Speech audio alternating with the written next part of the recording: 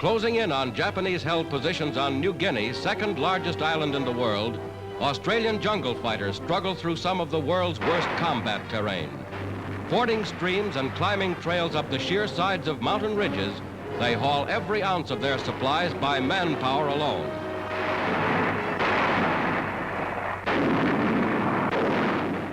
Fighting under exhausting conditions, these courageous Australians are playing a major role in pushing back the Japs in this far-flung theater of war. In sunny Italy, part of which is blanketed by snow, New Zealanders fight on a front far removed from their homeland in the South Pacific. Taking a lesson in camouflage from Soviet ski troops, they move up, supported by Italian Alpine units now fighting with the Allies.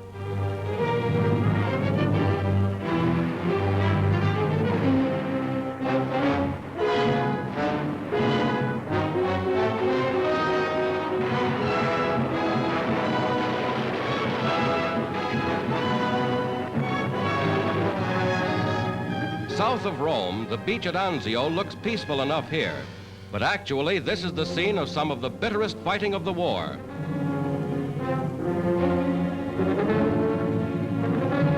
German prisoners are still coming in. Here the Nazis lost 24,000 troops, killed, wounded, and captured. Some are from the famous Hermann Goering division, poured into the lines to try and stem the fierce attacks of the Allies.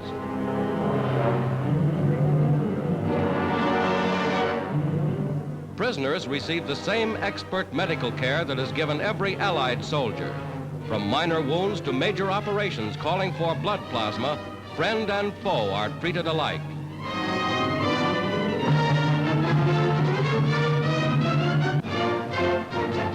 American Army nurses are right at the front to care for the wounded. They draw field rations just like the men and are prepared to stay as long as they're needed. This is typical of the spirit with which American girls are following the flag.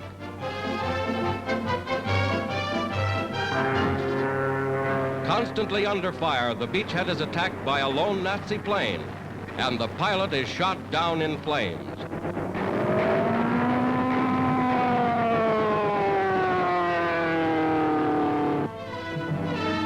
Such is this latest glimpse of war in Italy, as the Allies gather their forces for the blow the Nazis know is to come.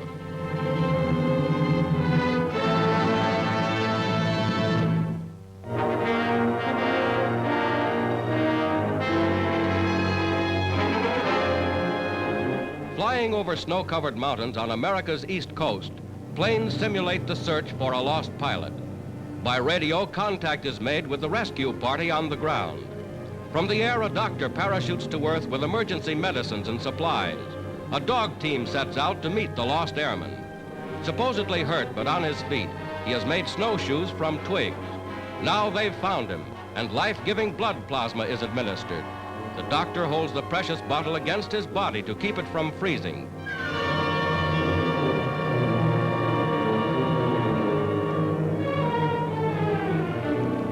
Dogs trained for rescue work in Arctic climes haul the sled over the trail.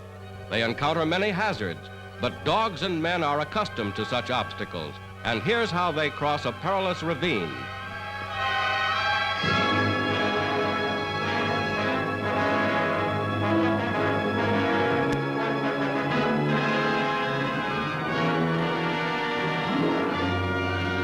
Last comes the wounded pilot. Now safe and sound, he's on his way to the base.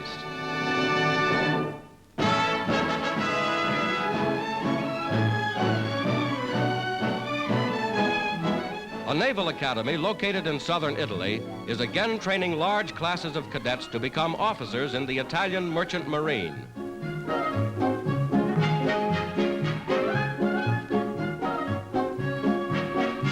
Aboard training ships anchored before the academy, the cadets learn seamanship in one of the real old-timers.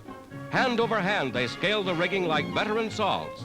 Here is one of the ways in which young Italy is being equipped to man the ships of the future.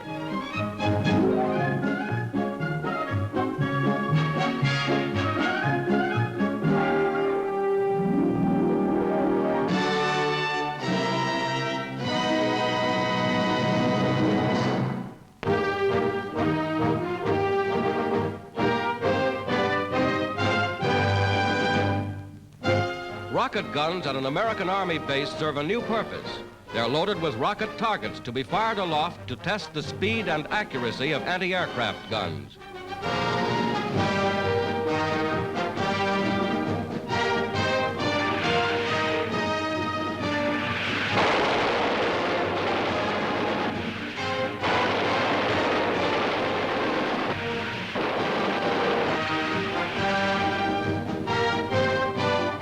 Set to hurtle through space at more than 450 miles an hour, the rocket targets travel at speeds greater than the fastest aircraft.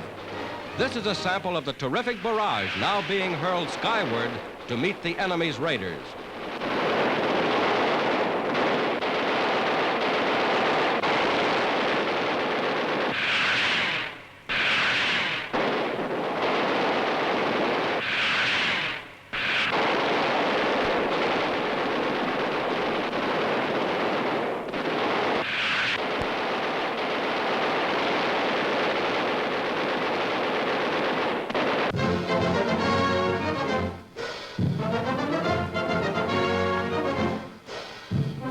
British and American sailors on leave at a North Atlantic base enjoy winter sports with a tug of war.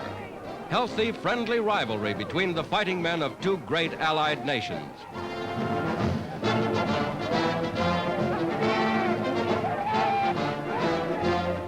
Some of the British boys try to emulate Scandinavian ski stars.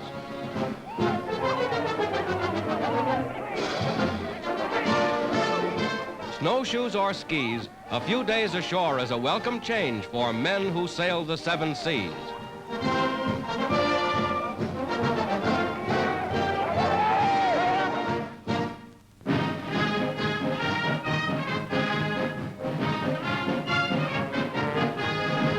The new United States aircraft carrier Shangri-La, named for the mythical base from which American flyers bombed Tokyo, is sponsored by Mrs. Doolittle, wife of the man who led the raid.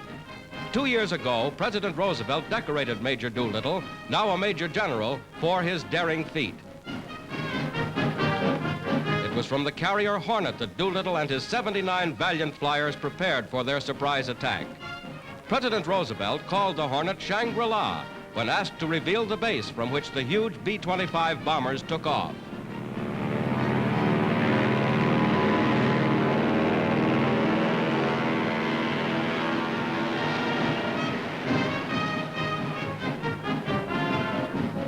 Now, before a crowd of 100,000 people, Mrs. Doolittle launches the new carrier.